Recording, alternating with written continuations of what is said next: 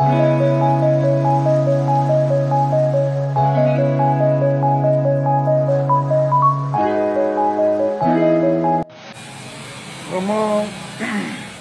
naïe, pour déplorer pour notre comportement oyo, pour nous à la claire, nous avons direct na Marie-Hélène. Marie-Hélène, nous avons direct na yo, parce que trop c'est trop, ingratitude na yo et les kimingi. Ingratitude comme ti et pas ya bato basala biso, bagabi ki waka, ba divorce mosoba. Marie-Hélène comportement na yo eza bien ti. Eza vraiment bien ti. Ce qui nga shoga na yeli susu ko luba kombo na yo, c'est que trop c'est trop. Trop c'est trop. No bengo kutu ya Marie-Hélène te mais no bengo Marie-Hélène parce que trop c'est trop. Ingratitude et cause à la tina ba niveau oyo te. Naza déçu na comportement na yo. Naza vraiment déçu na comportement na yo. Toza batu oyo to wuti na clan évangéliste yo ko koma na niveau ya ko manquer respecter ou bien ya ko ya ingratitude oyo pa ya bato basala biso.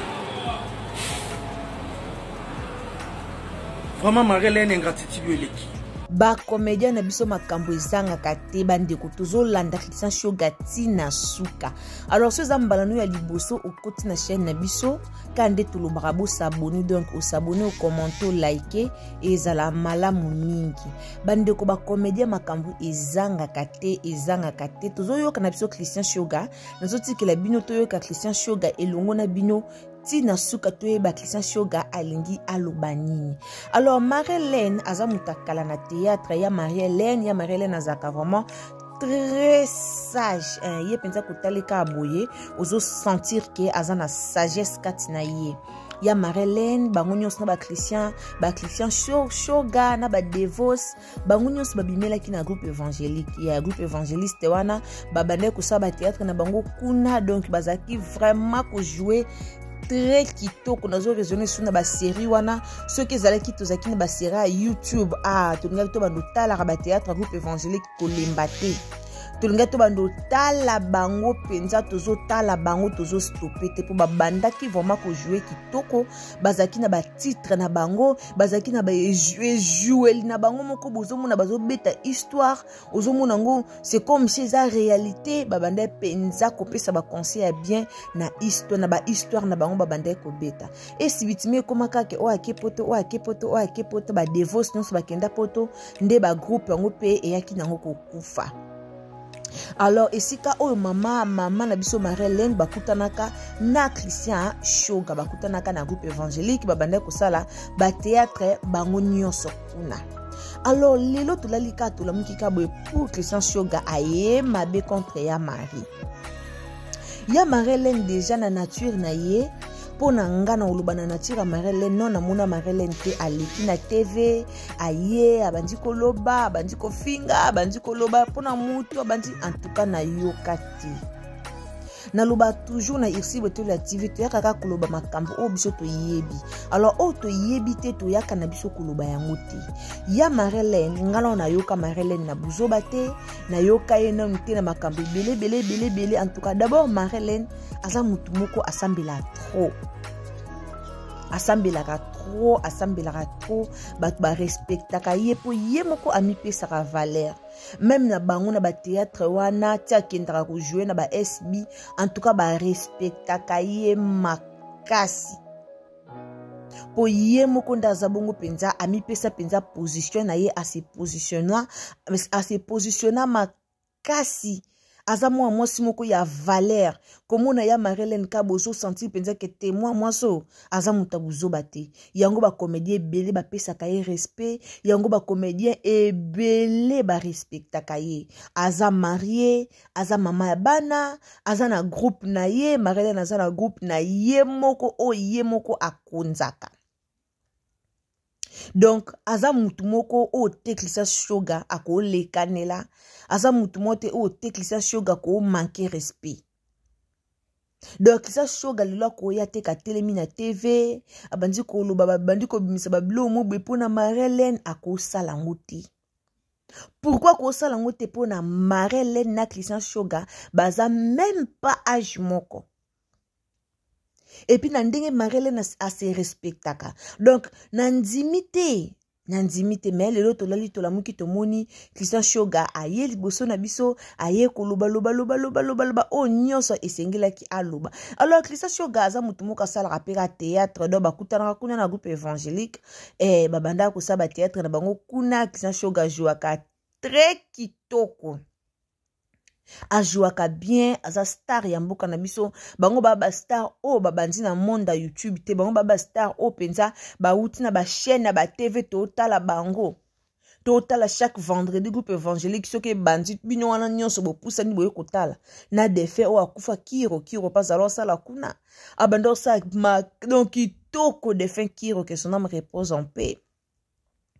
Ezaki groupe moko ebande ko sepelisa ba pape belé lelo ba théâtre lelo comment pour papa vana na te vatala ako tala théâtre na banate po ba obimisa ba momoko wana donc buzoba na buzoba bazolata buzoba bazobimisa ba parole moko mabe o papa ko vanda te ka vandi na banane azotala.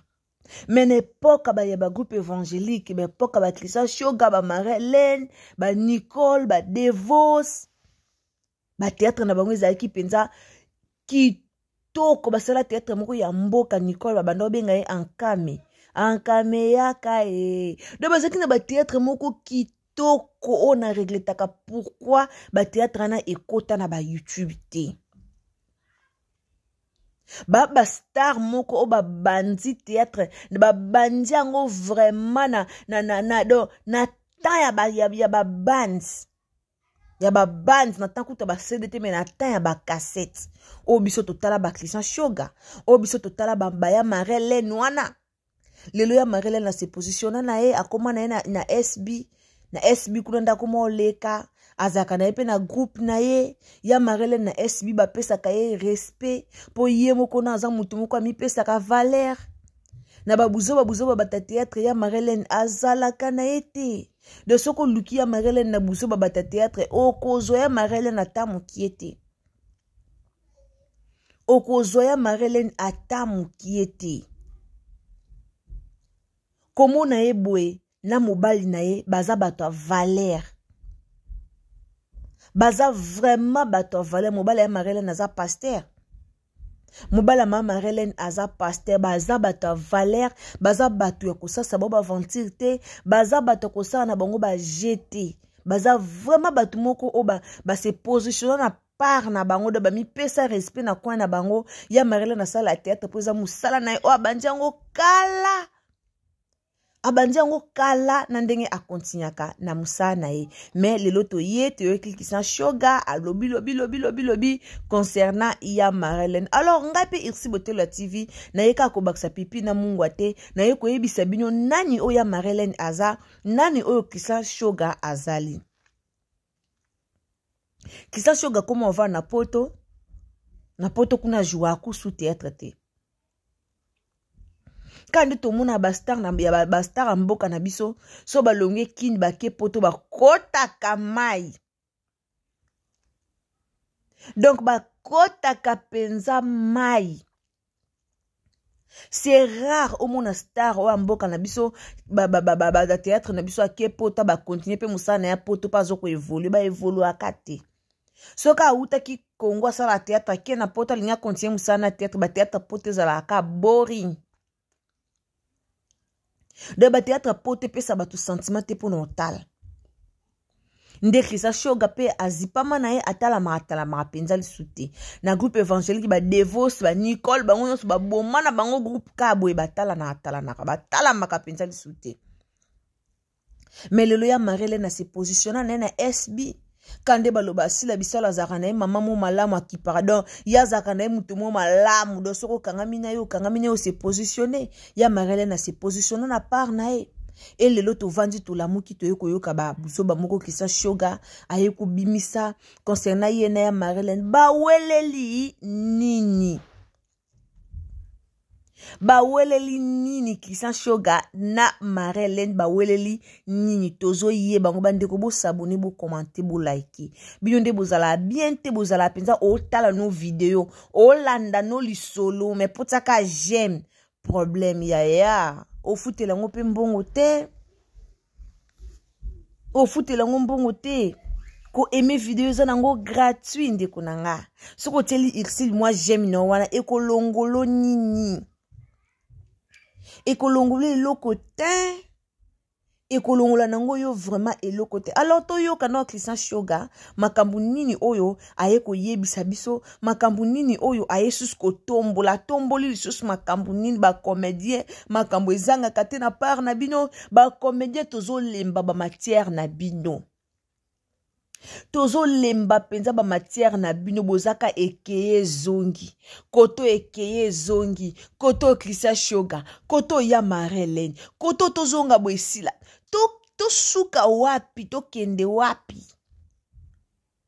mutulo kwa Marlène na banda kota neka na ba miniature soka sali théâtre mobo quelque part ya Marlène na banda ko kota na ba miniature soka sali théâtre nda kotina miniature ya Marlène azana miniature moko te o afinga ki o aloba ki be batie na miniature non na mona te en tout cas na bandeli nga aloba ka makambo na yebi o na yebi te na lobate non na mona te mais lelo ya Marlène a koti miniature grâce ya Christian Shoga tolanda Christian Shoga tolanda e après tozonga après. Merci bobo sanate ba j'aime na bino otie j'aime au commenter et au sala nango eloko te et ça la ka bien et ça la ka bien ezaka meilleure façon ya ko soutenir chaîne na biso alors tango zolanda na émission tango sepel na émission na biso so côté j'aime et au sala mabe mon côté toyoka ya Marlène après toyoka Christian Shoga après tokoyoka ya Marlène après tokozonga sima na émission na biso vraiment ba comédien beaucoup mo bang sa biso beaucoup mo bang sa biso po komika lelo makambu lobi makambu lelo makambu lobi makambu impolitesse paille respect za lisusu te na ba comédien respect na ba comédien za lisusu te zoyeba na te nani yaya nani leki nani mama nani mwana ezo yeba na lisusu te eza batu musu ba mipesa na bango respect eza batu musu bango tana batu neti ba Serge Mwembo papa Serge Mwembo o manke na nini po ye mona alekani na TVT pour ka manke batu yosko ole ko manke na de base belé bato batanga na université Kara ba Marlène nyoso ba parmi bato batanga na université Kara donc ato lekio lo bio piololi otika lo mona été comme atanga na université Kara a ya répondre te ezo dépendre na ba université nini botangeli en tout cas pesi pasi bande konanga et pesi pasi koyoka Christian Shoga aloba aleka pe na réseaux sociaux a paloli ya Marlène o azabongo mokolo babenga ke ya Marlène na SB Marlène o aloba na été o azaka na calme kaka mais lelo akoti miniature alors to tia ba j'aime to like to commenter to partager ça malam to yoka Christian Shoga merci vraiment naye pour déplorer pour notre comportement oyo pour nous à la claire naza direct na Marie-Hélène vraiment naye pour déplorer pour notre comportement oyo pour nous à la claire naza direct na Marie-Hélène naza direct na yo parce que trop c'est trop ingratitude na yo eleki mingi ingratitude comme ti epai ya bato basala biso bagabi kiwaka badevose mosoba Marlène comportement na yo eza bien te eza vraiment bien te soki nga Shoga na ye lisusu koloba kombo na yo c'est que trop c'est trop no bengo kutu ya Marlène te mais no bengo Marlène parce que trop c'est trop ingratitude et cause à la tina ba niveau oyote naza déçu na comportement na yo naza vraiment déçu na comportement na yo toza batu oyo to wuti na clan évangéliste yo ko koma na niveau ya ko manquer respect ou bien ya ko ya ingratitude oyo pa ya bato basala biso vraiment Marlène ingratitude yo eleki comment fali ya koyi mayo nzembo kitoko boye Marie-Hélène fali ya yembi nzembo kitoko makasi mais okanisa tango bakoko kata ba dévoste ba Christian Shoga o pesa ta fali libanga na biso Marie-Hélène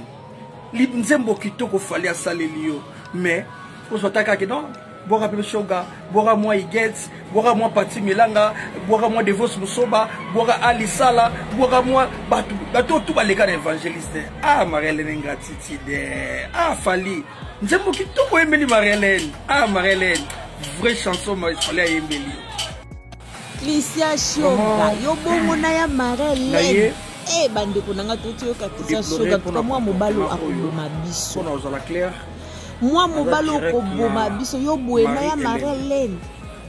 yo boena ya Marie-Hélène ambiance ba comédien c'est toujours comme ça ambiance ba comédien et dans la kaka boé donc ba oyo se beaucoup timba liboso na chaîne na biso ko s'abonner beaucoup ko liker et ça la malamu ni bobo sanate ça ba partage na docteur partager et aux anango esengo mingi vraiment Christian Shoga Christian Shoga obuki biso panzi na ya Marie-Hélène te mino benga Marie-Hélène libanga ya Marie-Hélène boni ko beta ingratitude ko za tina ba niveau ça Shoga boni ko beta biso mitema bo beti batu mitema beti si biso vraiment dessus na comportement na yo to ba boyo to uti na clan évangéliste yo ko na niveau ya ko manquer respecter ou bien ya ko ya ingratitude oyo pa ya bato basala biso ale bonka pomba kabri kisa Shoga le kana te va ya ko manquer vraiment Marie-Hélène ingratitude comment fali akoyema yo nzembo kitoko boye Marie-Hélène fali ayembi yo nzembo kitoko makasi mais okanisa ntango bakoboka ta badevoste bakristien Shoga opesa ta fali libanga na biso surtout ya pati melanga okombokele fort Marie-Hélène po bayebani nzembo kitoko fali asaleli bayebani sika mais ozotaka ke bayebi boka Shoga boka moi igets boka moi pati melanga boka moi devos musoba boka alisala boka moi bato tout baleka na évangéliste nyonso obalinga isi botela TV alors ce za mbala liboso kandi to Marie-Hélène vraie chanson malamu mingi bisous à vous bye vraiment naye ko déplorer pour un comportement oyo pour nous à la claire naza direct na Marie-Hélène naza direct na yo parce que trop c'est trop ingratitude na yo eleki mingi ingratitude comme koma ti epai ya bato basala biso bagabi kiwaka badevos mosoba Marie-Hélène comportement na yo eza bien te eza vraiment bien te soki nga Shoga na ye lisusu koloba kombo na yo c'est que trop c'est trop na bengo kutu ya Marie-Hélène te mino benga o Marie-Hélène parce que trop c'est trop ingratitude cause la tina ba niveau oyo te naza dessus na comportement na yo naza vraiment dessus na comportement na yo toza batu oyo to uti na clan évangéliste yo ko koma na niveau ya ko manquer respecter ou bien ya ko ya ingratitude oyo pa ya bato basala biso vraiment Marie-Hélène ingratitude eleki comment fali akoyema yo nzembo kitoko boye Marie-Hélène fali ayembi yo nzembo kitoko makasi mais okanisa ntango bakoboka ta badevoste bakristien Shoga opesa ta fali libanga na biso ah Marie-Hélène nzembo kitoko fali asaleli yo mais ozotaka ke non boka pe Shoga boka moi igets boka moi pati milanga boka moi devos musoba boka alisala boka moi bato tout baleka na évangéliste ah Marie-Hélène ingratitude ah fali nzembo kitoko emeli Marie-Hélène ah Marie-Hélène vraie chanson fali ayembeli